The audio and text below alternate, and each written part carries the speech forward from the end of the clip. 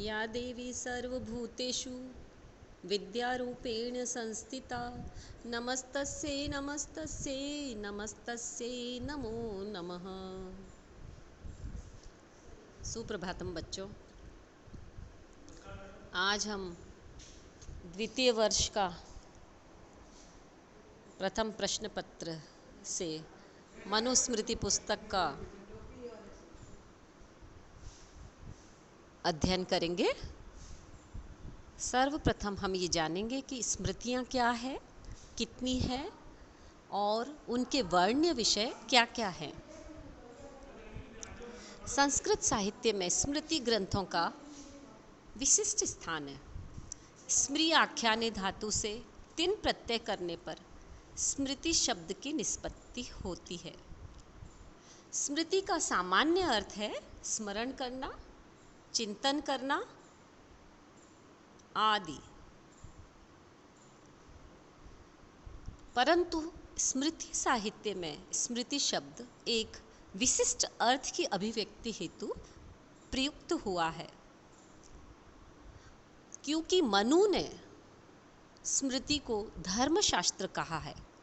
श्रुति ही तु वेदः विज्ञेयो धर्मशास्त्रम तु वै स्मृति ते सर्वार्थेषु मीमांस्य ताभ्याम धर्मो ही निर्बभौ। इसी प्रकार आचार्य शंकर ने स्मृति का व्यापक अर्थ करते हुए इसे पाणिनीय व्याकरण, श्रौत सूत्र, ग्रह्य सूत्र, धर्म सूत्र, महाभारत आदि अर्थों में प्रयुक्त माना है। स्मृतियों का विभिन्न टीकाकारों ने भिन्न भिन्न अर्थ करते हुए कहा। कुल्लुक भट्ट कहते हैं कि मन्वादि शास्त्रम स्मृति ही। गौतम ऋषि ने स्मृति को धर्मशास्त्र ही कहा और मनु, याज्ञवल्क्य आदि को उनके प्रणेता बताया। स्मृति धर्मशास्त्राणि तेषां प्रणेता। सामान्यतः स्मृति शब्द से तात्पर्य है महर्षि मनु आदि द्वारा प्रणीत वेद मूलक स्मृति ग्रंथों से लिया जाता है। चूंकि स्मृतियाँ श्रुतियों की ही परिपूरक है, जिन्हें श्रुतियाँ अर्थात वेद भली प्रकार से समझ नहीं आते हैं, वो स्मृतियों द्वारा उन्हें समझ पाते हैं। महाकवि कालिदास ने रघुवंशम के दूसरे अध्याय के दूसरे श्लोक में स्मृतियों की वेद मूलकता का प्रतिपादन किया है। अब हम ये जानेंगे कि वास्तव में स्मृतियाँ कितनी थी और अब कितनी स्मृतियाँ शेष रह गई है एवं उनमें महत्वपूर्ण स्मृति कौन सी है। स्मृतियों के संख्या के विषय में विद्वानों में पर्याप्त मतभेद है। प्रारंभ में स्मृतियों की संख्या अल्प थी, किंतु धीरे धीरे इनकी संख्या में वृद्धि होती गई। इसका मुख्य कारण यह प्रतीत होता है कि देश काल और परिस्थितियों के अनुसार बहुजन हिताय बहुजन सुखाय इस भावना से आचार्य अपने विचारों के अनुरूप स्मृति ग्रंथों का प्रणयन करते रहे। फलतः स्मृतियों की संख्या में वृद्धि होती रही। गौतम ने एकमात्र महर्षि मनु का स्मृतिकार के रूप में उल्लेख किया है। उसके अतिरिक्त गौतम, प्रजापति, मनु, यम और हारित ऋषि के बारे में भी कहा जाता है कि ये भी स्मृतिकार रहे हैं। याज्ञवल्क्य ने सर्वप्रथम 20 धर्मशास्त्रकारों का एवं पाराशर ने भी 20 नामों का गणन किया है।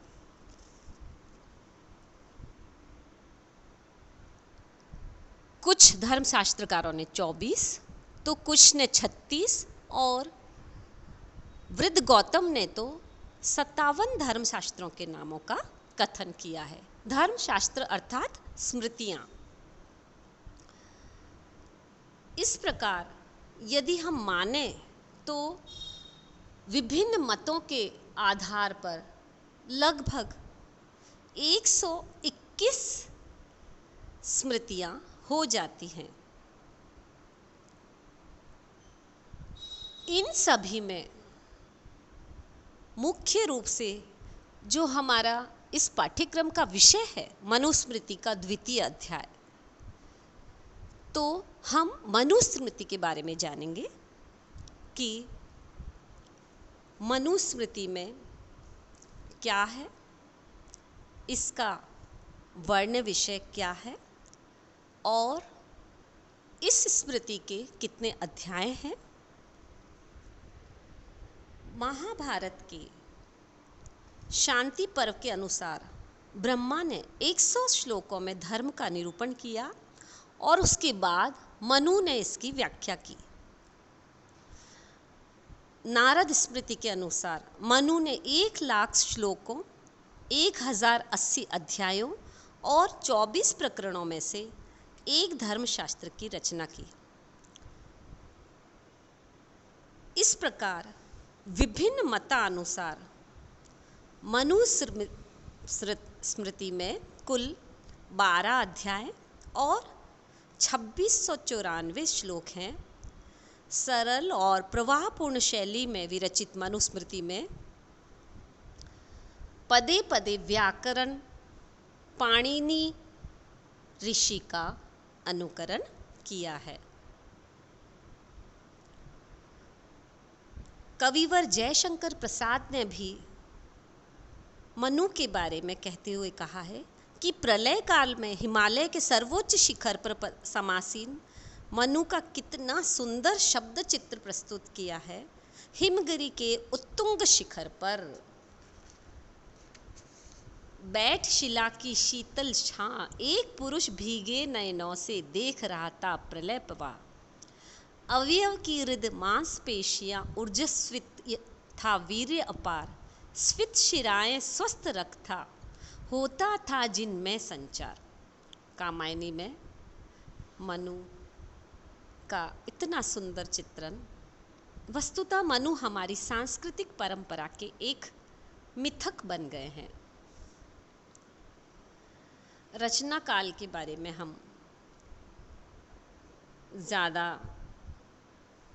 जो हमें साक्ष्य मिलते हैं उन्हीं आधार पर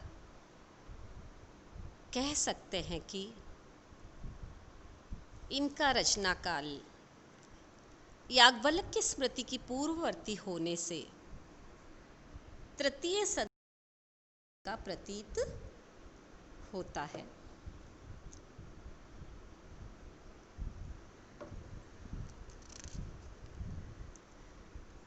मनुस्मृति के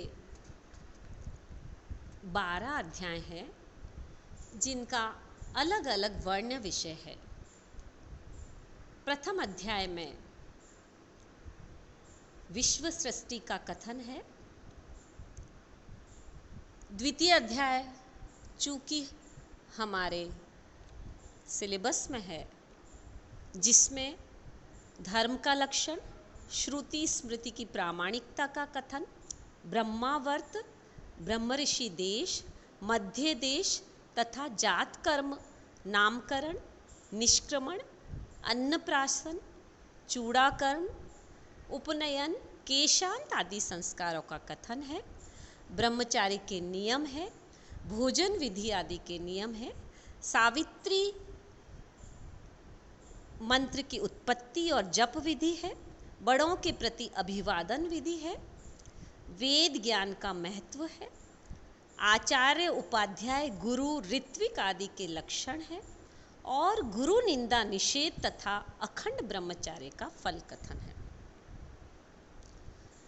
आपके सिलेबस में मनुस्मृति द्वितीय अध्याय के 1 से 150 श्लोक की व्याख्या वर्णित है।